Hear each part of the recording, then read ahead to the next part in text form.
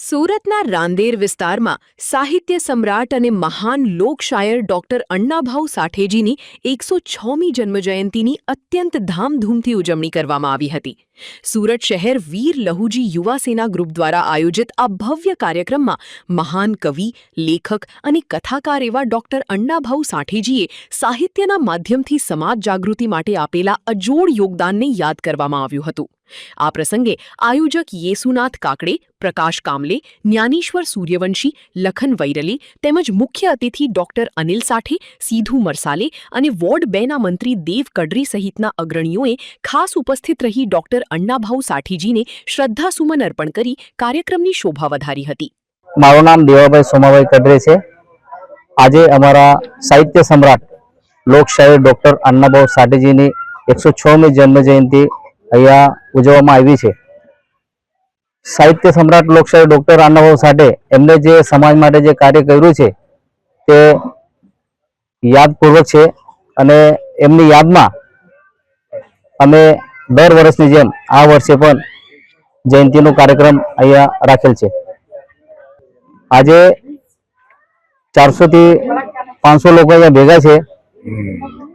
અને જયંતિનો હેતુ એવું છે કે અણ્ણાભાઉ સાઠેજી રશિયાનો પ્રવાસ કરી સમાજમાં જે જાગૃતિ લાવવાનું કામ એમને કર્યું છે, સાહિત્યના માધ્યમથી એમને લોકોમાં ભરપૂર જાગૃતિ લાવ્યા છે। એ હિસાબે અમે અહીંયા જયંતિનો કાર્યક્રમ રાખીએ છીએ। મારું નામ સિદ્ધાંત આનંદ મરસાળે છે અને આજ રોજ ડૉક્ટર અણ્ણાભાઉ સાઠે જે લોકશાયર સાહિત્ય રત્ન તરીકે ઓળખાય છે, મહારાષ્ટ્રમાં આજે 1 ઓગસ્ટના રોજે એમને લેખણી દિવસ તરીકે પણ ઉજવવામાં આવવાનું છે અને રશિયાથી લઈને આ આખું જે જગત છે જ્યાં અણ્ણાભાઉ સાઠે પોતાનું જે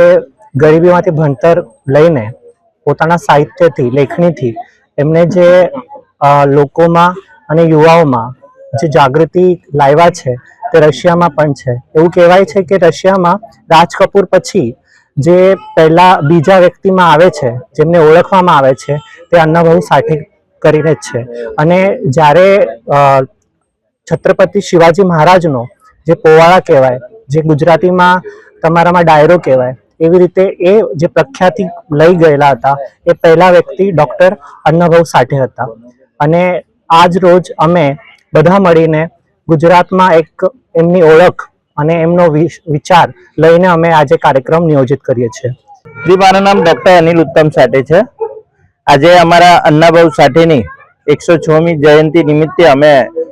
વીર લહુજી યુવા પરિષદ દ્વારા મોરાભાગલ પર જયંતિ ઉજવણી કરવા માટે સમાજના બધા માતંગ સમાજના લોકો હાજર થયેલા છે ને આ જયંતિ માટે અમારા સમાજના બધા જ અગ્રણીઓ પણ હાજર રહેલા છે। બધા ઘરના ફેમિલીઓ બધી રીતના પ્રોગ્રામ ઉજવવા માટે હાજર રહેલા છે અને પહેલી વસ્તુ અણ્ણાભાઉ સાઠે જે અમારા સમાજના મોટા શાહીર, લેખ શાહીર અણ્ણાભાઉ સાઠે જેમનું નામ છે, એમની ઉજવણી માટે સુરત સમાજમાં અમારો સમાજ છે એ લોકોને જાણવા બાબત કે એમને ઉજાગર કરવા માટે અમારા સમાજે આજે પ્રોગ્રામનું આયોજિત કરેલું છે।